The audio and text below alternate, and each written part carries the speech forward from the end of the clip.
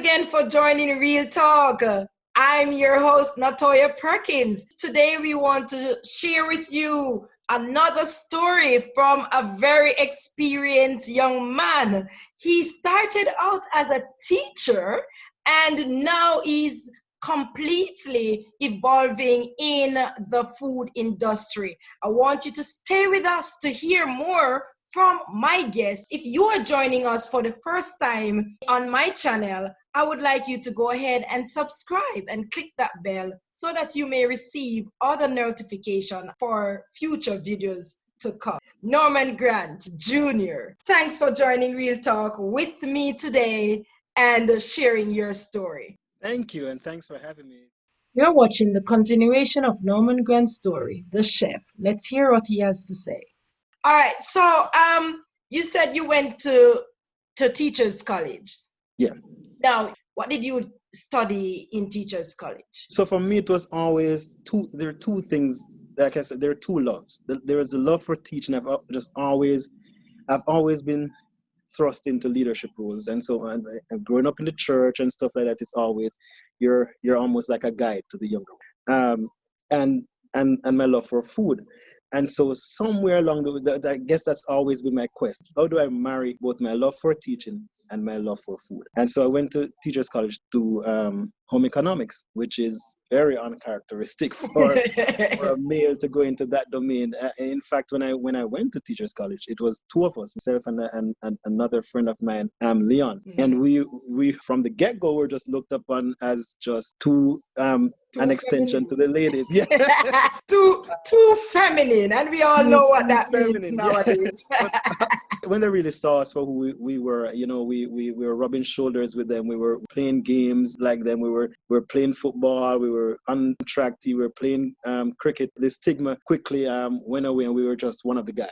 Just that we did something different. Wow. But for me, I was always a trailblazer where that was concerned, even from high school. The reason I went down that path was originally, growing up, boys will go to woodwork and metalwork and electrical, and the girls would go to home economics. Well, I grew up with asthma.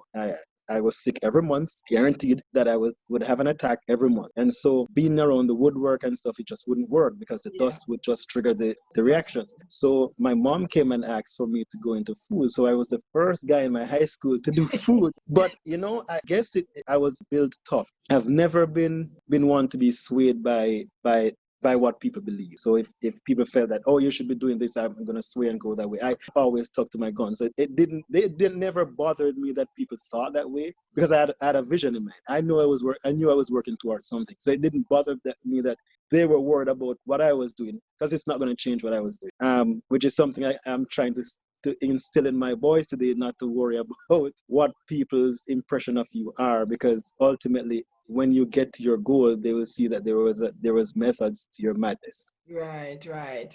So I want you to stay tuned with us because we have more from Norman Grant Jr. today. So I want you to stay tuned to hear the rest of his story.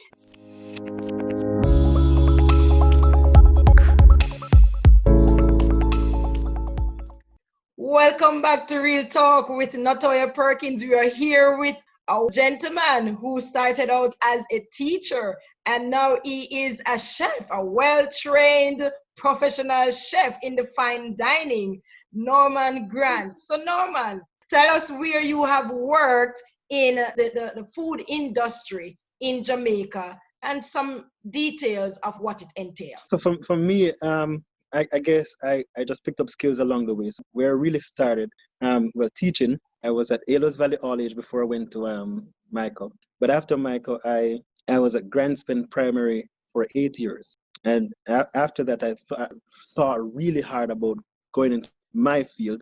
So that's when I did the year internship in the US. When I went back home, my mom was on the verge of retirement. When I came back, I really wanted to go into food.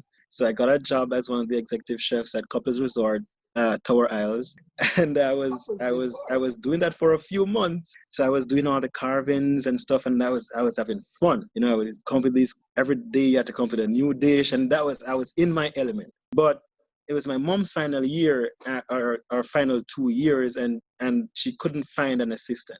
So I applied for the job, and so for 2 years, I was my mother's assistant. She was an education officer in early childhood, and so I became the assistant resource center officer for St. Thomas, and it was good because now I was utilizing another talent. I was very creative in my drawing skills, and so now I could implement those. I was doing helping teachers design their instructional aids. I was helping them set up their classrooms. I was bringing everything up to par. Started looking at different ways to motivate parents and teachers to bring that. Our plan was to say, well, how can we get the parents to understand or see through a teacher's eyes how their children are performing? And so we'd get these parents and we'd have workshops with them. We'd had sessions with them, those who couldn't read, especially in the really poor communities. Wow. We'd try to help those as well. So for 2 years, that was what I did. And so when my mom finally retired, I decided to just delve 100% back in food. Foods, okay. I had my catering business, and I closed that. While I was on my internship, I had met my wife. I was just traveling back and forth for those 2 years when I was working with my mom. I was just traveling on holidays and traveling back and forth. When that was over, I just decided to migrate to the US. Okay. When I came here, we got married. I started from the bottom. I started as a prep cook. I remember when I did the interview, the gentleman said to me, "You are way overqualified for this position." I said, "I don't care. I just need to start. Get me into the company, and then I'll do the rest." My aim was always to get onto the company that I'm working for now, which is Compass.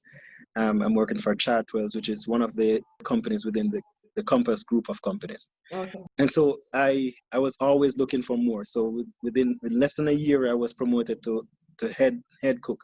Wow. But I wasn't satisfied. And so I saw a chef manager's position open up at a hospital. And so I jumped onto that.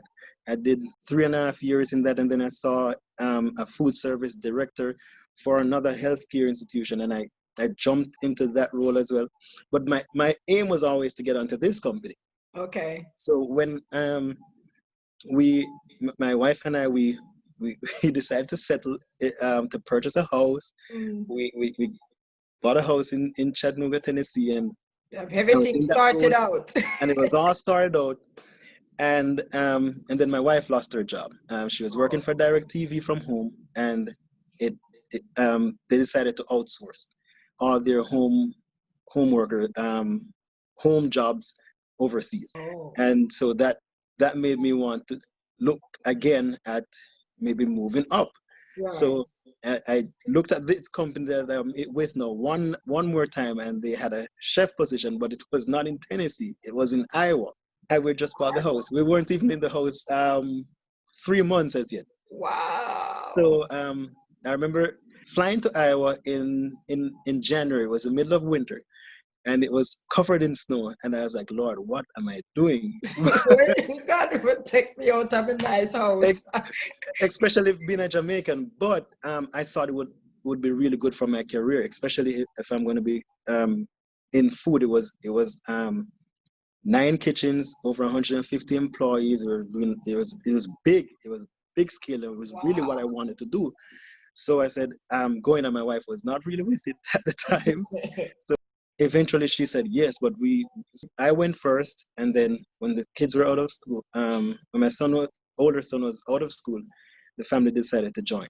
So from then, I did 3 years in Iowa. Back and forth to Tennessee. Well, no, she joined. So we had to sell the house, which is what.